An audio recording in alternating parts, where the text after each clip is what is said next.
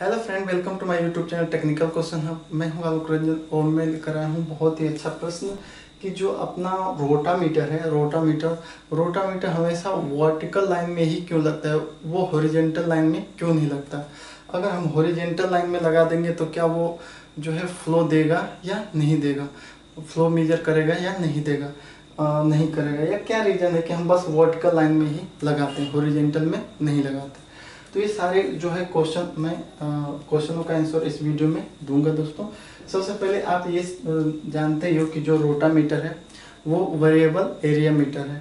क्यों है दोस्तों? जैसे ये रोटामीटर मैंने बनाया तो यहाँ पे एरिया कुछ और है, ये एरिया कुछ और है, फिर यहाँ एरिया कुछ और है, यहाँ एरिया कुछ और है, यहाँ पे एरिया कुछ है, यानी कि एरिया जो है वरी कर रही है, पॉइंट टू पॉइंट वरी कर रही है, इसलिए इसे वेरिएबल एरिया मीटर कहते हैं। तो ये जो है इधर मैंने टेपर ट्यूब, ये है हमारी दो टेपर ट्यूब हैं, और ये हमारा फ्लोट है, और ये हमारी गाइड है, गाइड रोड है, और गाइड रोड पे ही हमारा फ्लोट ऊपर नीचे होता है अकॉर्डिंग टू लिक्विड का फ्लो। जितना अधिक रहेगा तो ये ऊपर उठेगी, लिक्विड का फ्लो कम हो जाएगा तो ये गाइड जो फ्लोट है गाइड रोड के सहारे वो नीचे आ जाएगी। तो ये समझ में आ गया आपको, इसमें समझाने की जरूरत नहीं है। और अगर रीडिंग देखनी है तो ये साइड में हमारी जो है स्केल लगी होती है, जैसे ये है। जैसे यहाँ पे अगर है तो यहाँ पे 0 है, यहाँ पे अगर फ्लोट यहाँ पे आएगा तो 10 MQ पर हावर जाएगा, अगर यहाँ पे अगर जाएगा तो यहाँ पे 20 MQ, इस यहाँ पे अगर 30 MQ, यहाँ पे अगर है तो इस समय हमारा फ्लोट कहाँ पे 50 MQ पर हावर का फ्लो दिखा रहा है। अगर ये फ्लोट को मैं यहाँ पे बना देता तो ये 60 MQ पर हावर दिखाता। MQ पर हावर ये फ्लो रेट है ना दोस्तों। इतना तो समझ में आ गया। ये स्केल है, ये फ्लोट है, ये हमारा जो है गाइड रोड है, और ये हमारे टेपर ट्यूब है। अब लिक्विड को हम कहाँ से इन कराएंगे? यहाँ से इन कराएंगे।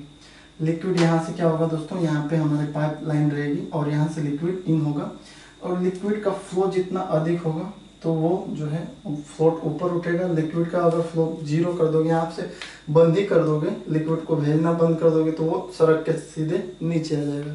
मैंने वर्टिकल रोटामीटर बनाया है, ठीक है दोस्तों, समझ में आ गया। अब चलते हैं, अब देखते हैं कि रोटामीटर कैसे काम करता है। रोटामीटर कैसे काम करता है, रोटामीटर पे कितने टाइप के फोर्स काम करते हैं दोस्तों। रोटामीटर पे 3 तरह के फोर्स काम करते हैं। एक जो हमारा जो होता है BF, यानी कि हमारा बायोंट फोर्स। बायोंट फोर्स जो है क्या है दोस्तों? बायोंट force when a body is immersed in a liquid exert on an upthrust force on the body which called buoyant force।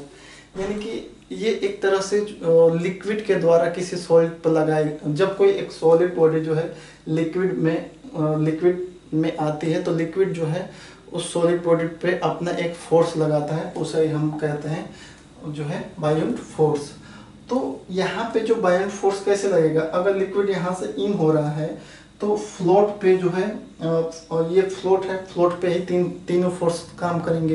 पहला बायोंट फोर्स करेगा, तो जब लिक्विड यहाँ से इन होगा तो लिक्विड जैसे इन होगा तो लिक्विड जो है सॉलिड बॉडी पे जो है फोर्स लगाएगा, और वो किधर को लगाएगा दोस्तों? फ्लोट को क्या करेगा? वो ऊपर उठाने के, यानी कि जो बायोंट फोर्स है फ्लोट को ऊपर ले जाने का काम करेगा। और बायोंट फोर्स जो लगेगा ऊपर की तरफ, फ्लोट को ऊपर ले जाने का काम करेगा। वही ये कह रहा है दोस्तों। उसके बाद एक फोर्स होता है GF, यानी कि ग्रेविटी फोर्स। ग्रेविटी फोर्स क्या कहलाती है दोस्तों? ग्रेविटी फोर्स वो फोर्स है जिससे कोई भी वस्तु जो है ऊपर से नीचे आती है। तो फ्लोट पे है जो है, फ्लोट पे जो है ग्रेविटी फोर्स काम करेगी, लेकिन वो फ्लोट पे ग्रेविटी फोर्स किस लिए काम करेगी दोस्तों? क्योंकि जो फ्लोट है, फ्लोट का तो कोई वेट होगा, कोई भार होगा, तो हर कोई चीज़ जिसमें भार है उस पर हमारे ग्रेविटी वर्क करती है। जिसमें भार नहीं है, भारहीन है, उस पर ग्रेविटी वर्क नहीं करती। जैसे गैसें हैं, गैसें में बहुत कम भार होता है जिसकी वजह से उस पर ग्रेविटी जो है बहुत कम काम करती है, और उनको खींच के उन पे जो है ग्रेविटी फोर्स कम काम करता है। जैसे मैं बात करूं, जो अपनी पृथ्वी पे जो है सबसे ज़्यादा एटमॉस्फेयर पाए जाते हैं। अच्छा, क्यों? क्योंकि यहाँ पे जो ग्रेविटी फोर्स ज़्यादा लगती है और वो गैसों को खींच के अपने पास कुछ अमाउंट तक रखती हैं। और जैसे अन्य ग्रह हैं उन पे जो है ऑक्सीजन वगैरह कुछ नहीं पाए जाते हैं, एयर वगैरह बहुत कम पाए जाते हैं। क्यों पाए जाते हैं? क्योंकि वहाँ पे ग्रेविटेशनल फोर्स बहुत कम है, जीरो के बराबर है। गैस इधर उधर बस ट्रेवल करेंगी, एक जगह वो रहेंगी नहीं। तो ग्रेविटी फोर्स जिसमें भार होता है उस पर वो वर्क करती है और उसे नीचे की तरफ खींचने का काम करती है। तो ये फ्लोट है, फ्लोट पे ग्रेविटी फोर्स कैसे काम करेगी?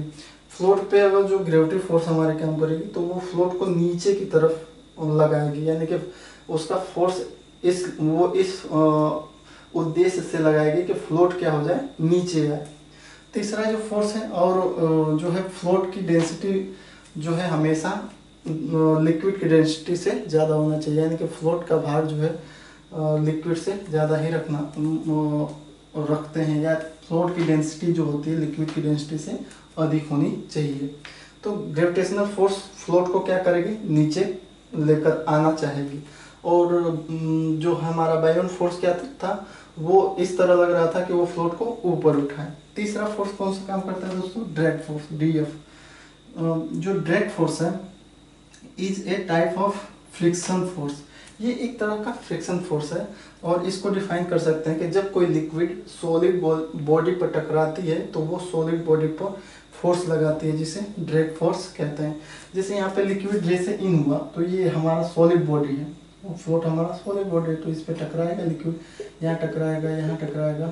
तो ये जो जब टकराएगा तो ये फ्रिक्शन के कारण एक फोर्स जनरेट करेगी और जिसे हम कहेंगे ड्रैग फोर्स। और ये कैसे लगेगा दोस्तों? ये फ्लोट को ऊपर ले जाने का काम करेगा, यानी कि जो है जो हमारा बायोन फोर्स वो भी फ्लोट को ऊपर ले जाने का काम करेगा, ड्रैग फोर्स वो भी ऊपर ले जाने का काम करेगा, लेकिन जो जीएफ है वो नीचे ले जाने का काम करेगी।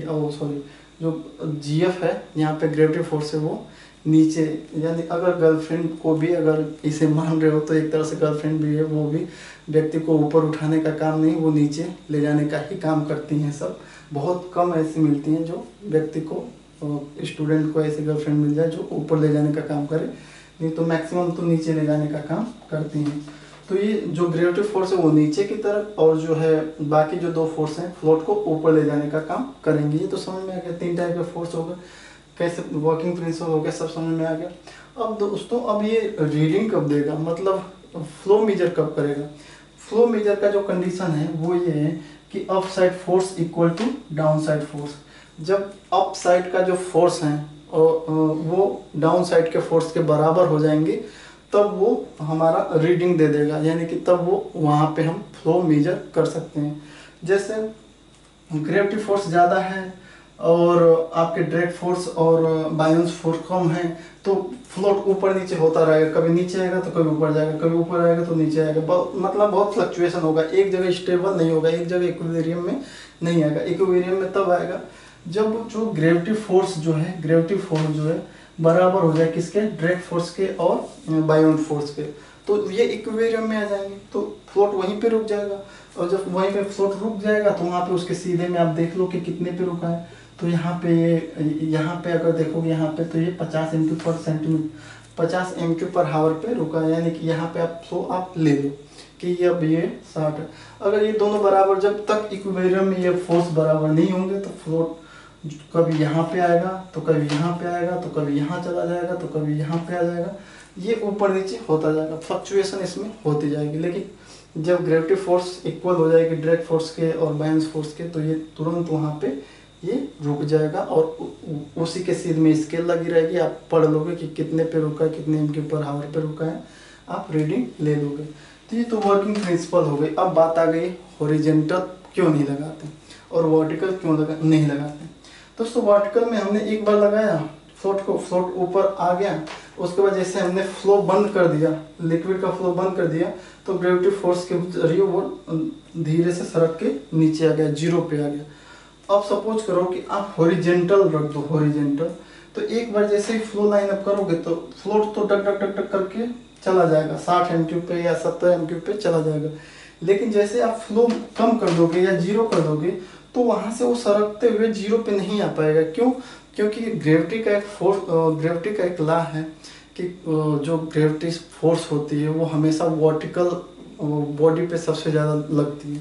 कोई भी चीज़ वर्टिकल है तो उस पर ज़्यादा फोर्स लगता है तो वो खींच के नीचे कर लेती है, और जो हॉरिजेंटल है, जो लेटा हुआ है, ज़मीन पे ही लेटा हुआ है, तो उस पर कोई फोर्स नहीं रहेगा, उसकी ग्रेविटेशनल फोर्स बहुत कम होगा, तो वो सड़क के, तो अगर इसको हम यहाँ पे ऐसे कर दें तो यहाँ तो रोटा तो यहाँ तक आ जाएगा, लेकिन जैसे ही यहाँ पे फ्लो कम होगा तो ये सड़क के यहाँ तक तो जीरो पे तो नहीं आएगा, एक बार बस उसमें फ्लो मेजर होगा, और दूसरी बार जैसे फ्लो की सप्लाई कट करोगे तो वो जीरो पे नहीं आएगा। यही वजह है कि हम हॉरिजॉन्टल लाइन में इसका यूज नहीं करते।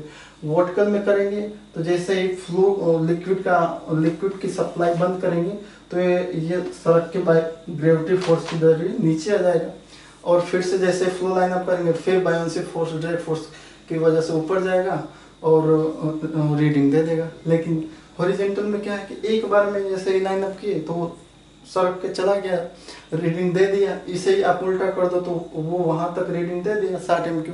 लेकिन जैसे लिक्विड का फ्लो कम करोगे तो वो वहाँ पे रीडिंग जो है गलत मिलने लगी, वो सड़क के जीरो तक नहीं आएगा, वो वहीं पे रुका रहेगा बाई, क्योंकि वहाँ पे ग्रेविटी फोर्स नहीं लग रही है। ग्रेविटी फोर्स लगती अगर वो सड़क के जीरो के पास आ जाता तो हो जाता काम, लेकिन लगेगा ही नहीं क्योंकि हॉरिजॉन्टल पे ग्रेविटेशनल फोर्स बहुत कम काम करते हैं। आई होप आपको ये समझ में आया होगा। Thanks for watching. जय हिंद दोस्तों।